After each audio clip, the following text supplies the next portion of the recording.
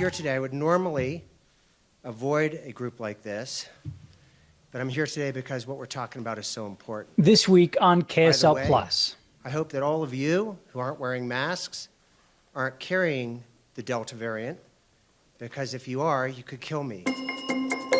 This is serious stuff. The debate over how to combat COVID continues. As much as I dislike it, I'm going to try to, especially when I'm around unvaccinated people and immunocompromised people, I'm going to try to wear a mask more often. Weeks into the new school year, the impacts of the virus are apparent. Football games canceled, students and teachers getting sick. Case rates are higher than they were a year ago when the state decided to require universal masking in schools. This year, we have even more information about how to keep our kids healthy and in school. We have the right tools to win this war against COVID-19, even as new variants surge. Let me be clear, masks are safe and effective at preventing the spread of COVID-19. Our children generally tolerate wearing them well. What they don't tolerate is the pandemic that continues to rage around us. The state projects that in just the month of September, it's possible 39,000 kids between 5 and 17 years old could be infected. Kids are hospitalized at a rate of about 6 per 1,000. By that math, that's 234 kids that could be hospitalized in the state. And really, in this region, there's only one hospital designed to care for the sickest of kids, and that's Primary Children's, which is already full of COVID, RSV, and typical summer trauma.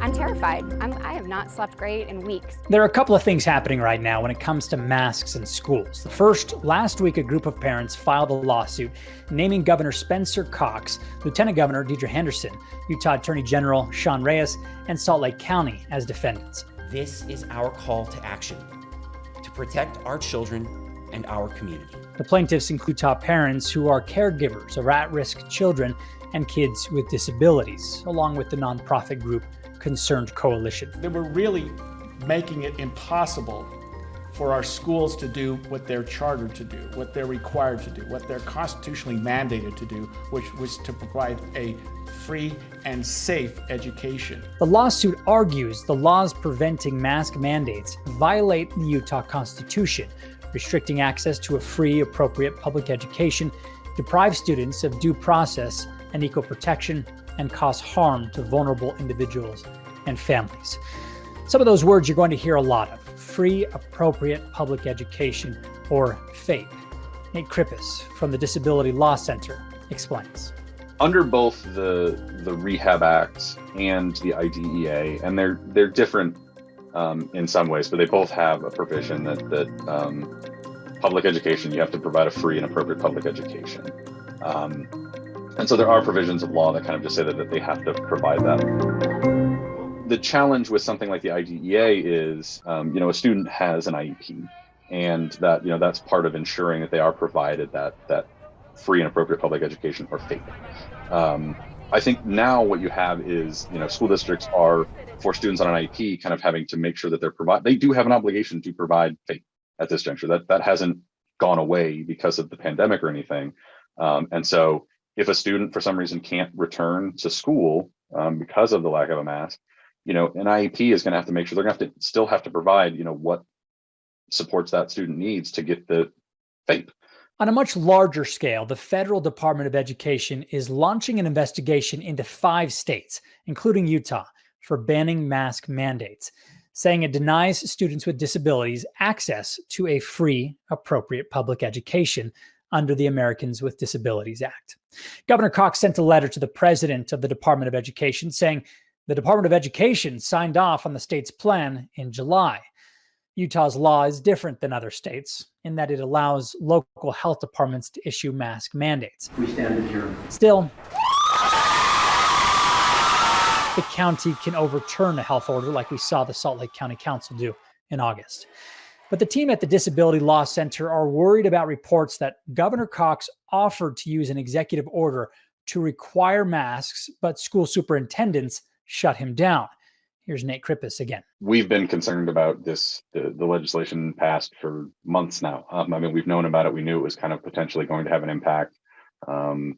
And I think there were some challenges with kind of how the state has laid it out. I know other states have brought, some lawsuits. Obviously, this wasn't an executive order kind of outright banning masks. There's kind of more nuance to it in our state.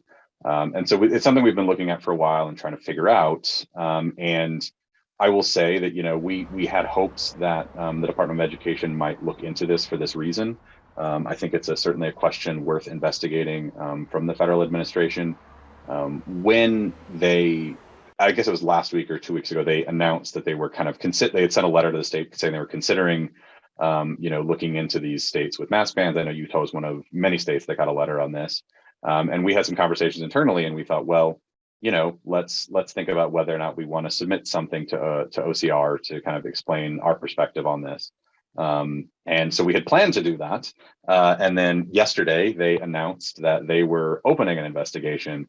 And so in an effort to, I think, try and provide them some context from our thinking, over the last few months, the reporting that we mentioned in the letter from the Salt Lake Tribune that the superintendents really rejected the authority from the governor to potentially enact a mandate really does, make this a little more interesting, in the sense that I think initially what you had was a legislative action that gave some leeway for local health departments to maybe do something, but really took anything away from local education. They took the authority away from them. But it seemed as though now, I think from OCR's perspective, it's interesting because these are the people who get the funding. They get this education funding, and they're saying, no, we don't want the authority to enact these mask mandates. And so I think it's worth, an investigation into whether or not, that is them failing to meet their obligations. And so we just try to spell that out a little bit in the letter, show the standard of, I think, what, discrimination should, the ADA and Rehab Act claims, the standards for that.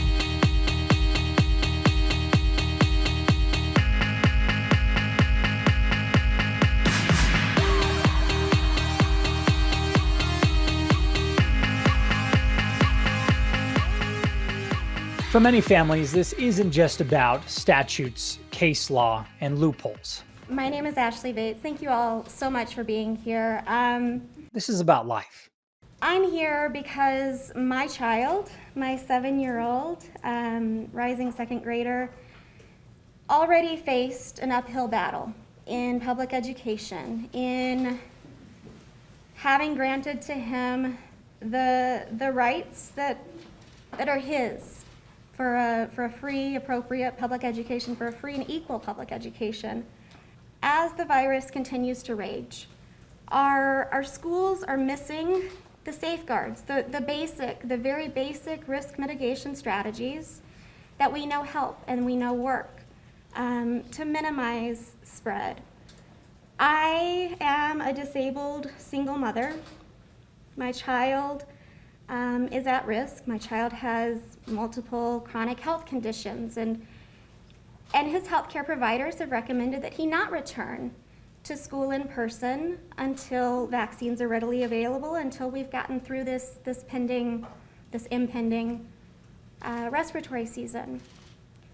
I would not be sending Ezra to school in person, regardless of a mask mandate in schools.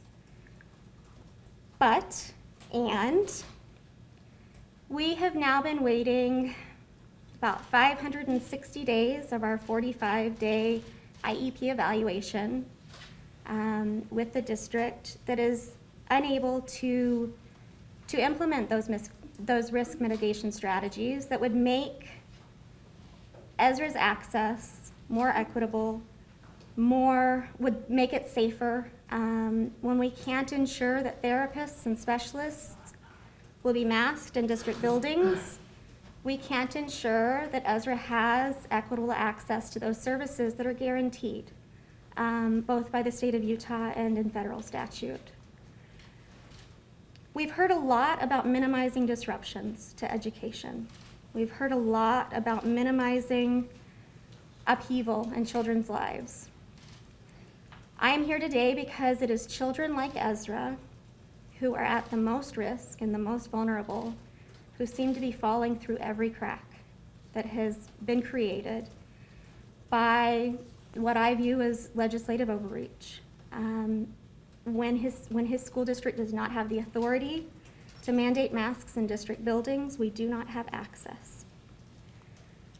I'm also here because there are 28 other counties in Utah with many, many children who are in very similar situations. There are 40 other school districts in Utah with many, many other children who are in similar situations, with families who are faced with no good options. Life is both hard and wonderful and beautiful as a single mother. And when you are the entire support system, situations like these are very, very scary.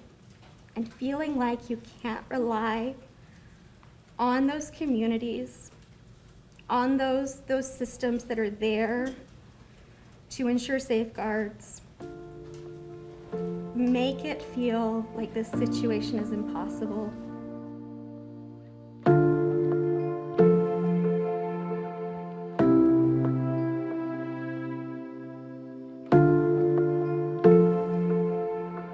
Nate says that accommodations for students with disabilities could look like having one classroom that is masked or substantial upgrades to air filtration systems. What allows a student access to a free, appropriate public education will vary from student to student, but right now, he worries that these laws discriminate against disabled students. For now, parents are keeping their kids home or sending them to school and hoping for the best until a vaccine is approved for children under 12 years old. That does it for us this week here on KSL Plus. I'm Matt Rascone, and we'll see you again next week.